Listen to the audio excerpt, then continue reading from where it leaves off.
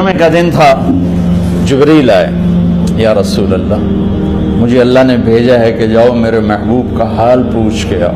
اللہ تو اب درد اور بخار دونوں چیزیں تھیں، سر کا درد بھی ہیوی ویٹ تھا اور بخار بھی تپش۔ تو آپ نے کہا جبریل تکلیف ہے، تکلیف میں۔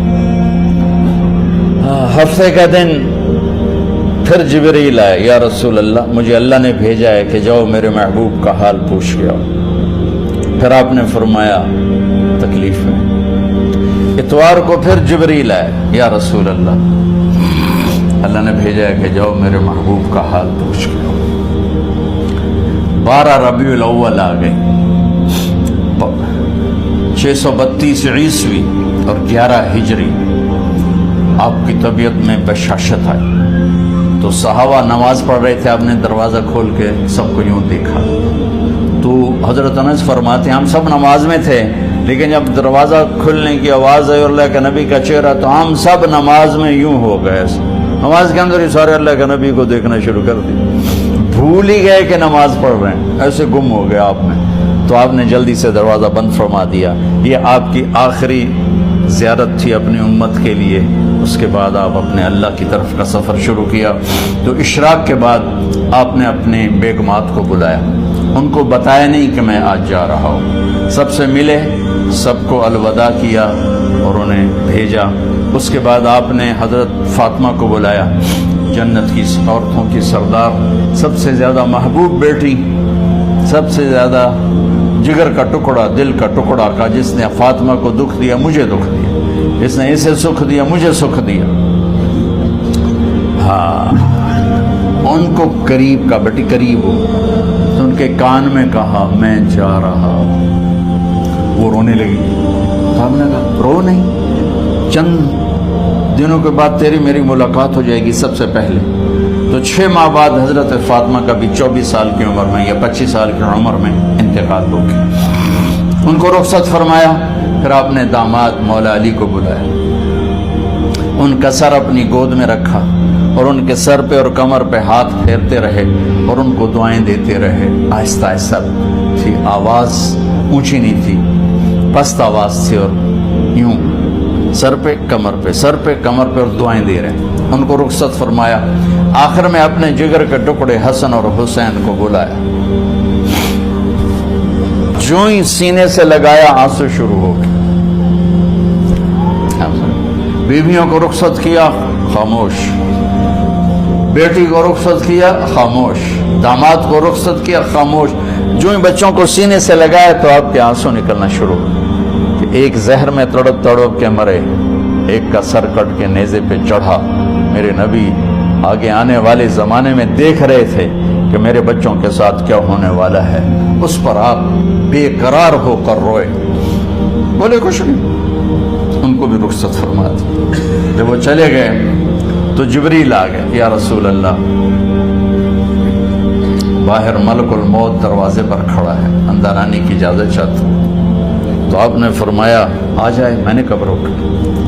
تو ملک الموت اندر آیا، ایک فرشتہ اور بھی تھا، کہا السلام علیکہ یا رسول اللہ، یا رسول اللہ میں آپ کو سلام پیش کرتا ہوں، میں نے کبھی کسی کو سلام نہیں کیا۔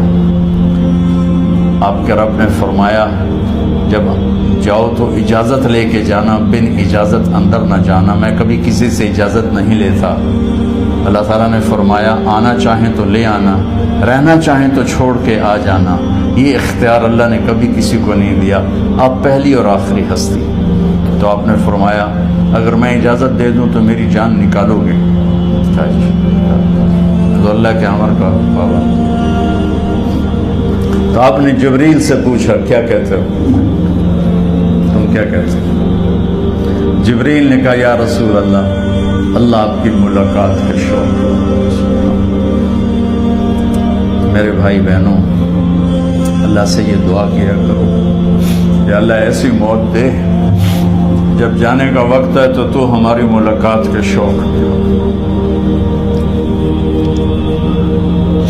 ایک صحابی کا انتقال ہوا، آپ نے ان کی قبر پہ جا کے یہ دعا کی، یا اللہ طلحہ جب تیری بارگاہ میں پیش ہو تو تو اسے دیکھ کے مسکرائے، یہ تجھے دیکھ کے مسکرائے، سارے دکھ درد دور ہو جائیں۔ تو جبریل بولے یا رسول اللہ آپ کی ملاقات کے شوق۔ آپ نے فرمایا جاؤ اللہ سے پوچھ کے آؤ میرے بعد میری امت کے ساتھ کیا کرے گا، جاؤ پوچھ کے آؤ حسن حسین کے ساتھ کیا کرے گا۔ یہ پوچھنا، ہر کوئی اپنے بچوں کو یاد کرے، مرنے والے بچوں کو یاد کر، بچے میلاد۔ میرے والد اچانک ہارٹ اٹیک میں فوت ہو گئے تو ہماری بہنیں موجود نہیں تھیں، میری 2 بہنیں، تو میرے والد بار بار کہتے میری دھیاں مینو ملا دے، میری دھیاں مینو ملا دے۔ اور میرے نبی نے کہا میری امت کا مجھے بتاؤ پہلے کیا کرو گے۔ حسن حسین کا نہیں کہا، جن کو ذبح ہوتے بھی دیکھا، زہر میں تڑپتے بھی دیکھا۔ واہ یا رسول اللہ، آپ نے کیا وفا کی اور ہم نے کیا صلہ دی، سارے خنجر انہی کے سینے میں ہی اتار دیے، ہر تیر کھینچ کے آپ کے جگر کے پار کیا، ہر نافرمانی کا ٹھیکہ لے لیا۔